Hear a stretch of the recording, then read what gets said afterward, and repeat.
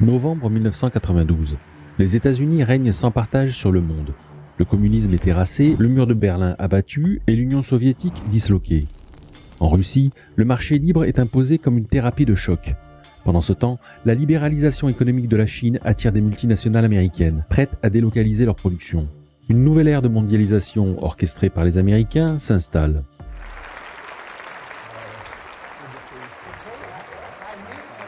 George Bush et Bill Clinton, tous deux favorables à l'ouverture des marchés et à la mondialisation, s'affrontent pour la Maison-Blanche.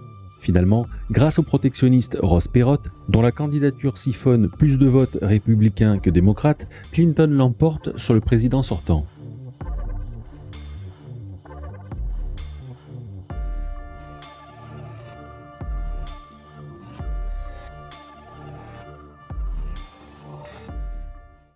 Depuis que Clinton, premier président de la génération du baby-boom, a accédé à la Maison-Blanche, le monde a connu des transformations majeures. Aujourd'hui, alors que Donald Trump a de nouveau remporté la présidence dans une élection marquée par des divisions profondes, les États-Unis restent la première économie mondiale et la puissance militaire dominante. Mais cette suprématie est de plus en plus contestée. L'ordre mondial unipolaire qu'évoquait Bush en 1991, à l'apogée de la puissance américaine, s'est effondré, laissant place à un environnement multipolaire et fragmenté.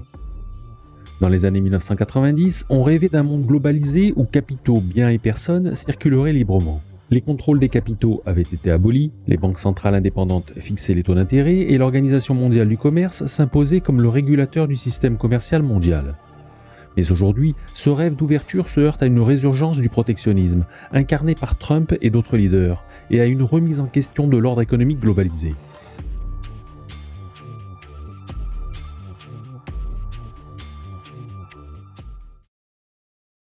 Certains objectifs du projet néolibéral ont été atteints, parmi lesquels la stimulation de l'innovation, l'expansion des échanges internationaux et la réduction de la pauvreté dans plusieurs pays en développement. Cependant, il a également engendré des déséquilibres profonds et n'a pas tenu toutes ses promesses. La libre circulation des capitaux, associée à une régulation souvent insuffisante ou inadaptée, a certes favorisé une croissance économique mondiale rapide, mais elle a aussi contribué à une succession de crises financières dont le point culminant fut l'effondrement bancaire mondial de 2008. Cette crise a révélé les failles systémiques d'un modèle reposant sur une interdépendance financière mal encadrée et a mis en évidence la nécessité d'un meilleur équilibre entre ouverture économique et régulation prudente.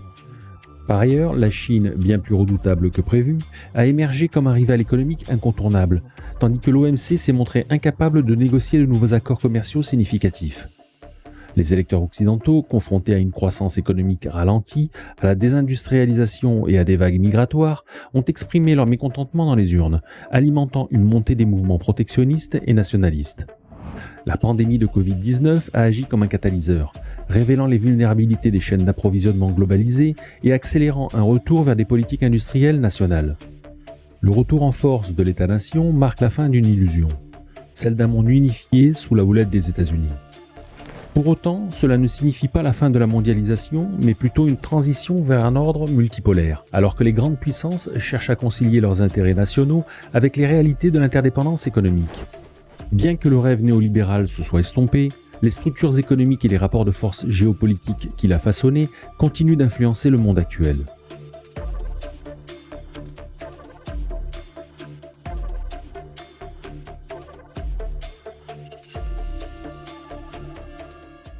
Le sommet des BRICS, organisé par Vladimir Poutine à Kazan, marque une étape clé dans la transformation de l'ordre mondial.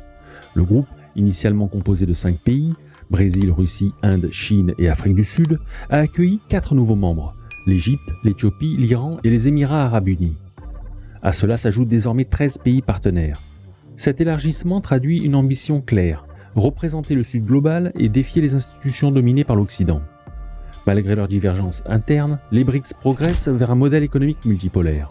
3 éléments clés ressortent de ce sommet. D'abord la résilience de la Russie. Malgré les sanctions occidentales, son économie reste solide, grâce notamment au soutien constant de la Chine et de l'Inde. Elle conserve les moyens de poursuivre la guerre, ce qui renforce sa position. Deuxième élément clé, l'émancipation des grandes économies émergentes. Des pays comme la Chine et la Russie résistent de plus en plus aux pressions occidentales.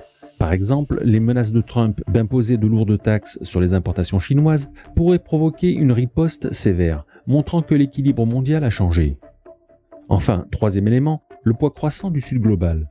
Ces pays, qui regroupent la majorité de la population mondiale, gagnent en influence. Alors que la part du PIB mondial des pays du G7 est passée de 67% en 1994 à 44% en 2022, celle de la Chine a quadruplé pour atteindre 20%. Cette montée en puissance des BRICS représente un défi majeur pour les États-Unis. La Maison-Blanche devra réagir, que ce soit par des sanctions économiques, des efforts diplomatiques pour diviser le groupe, ou en renforçant ses liens avec des membres clés, comme l'Inde. Cependant, la méfiance croissante envers le dollar et les ambitions multipolaires des BRICS compliquent considérablement la tâche. Trump, avec ses politiques tarifaires agressives et son souhait de remodeler les alliances économiques, devra composer avec un monde où le Sud global entend jouer un rôle de plus en plus déterminant dans les relations internationales.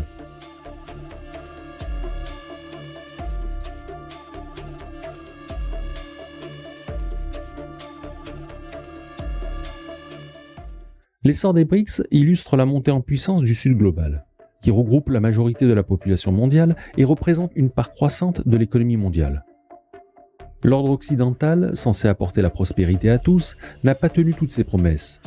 Selon la Banque mondiale, les progrès dans la lutte contre la pauvreté se sont essoufflés sous l'effet des guerres, de l'endettement croissant, de la pandémie et du changement climatique. Les pays riches, bien que toujours influents, peinent à apporter des réponses efficaces et coordonnées. Le G7 et les institutions occidentales continuent d'agir comme s'ils conservaient l'hégémonie acquise en 1944 à Bretton Woods. Mais le monde a changé. La domination de l'Occident est désormais remise en question comme jamais auparavant dans l'histoire moderne. Quels que soient les choix politiques de Trump, les États-Unis ne peuvent plus prétendre dicter seuls les règles du jeu.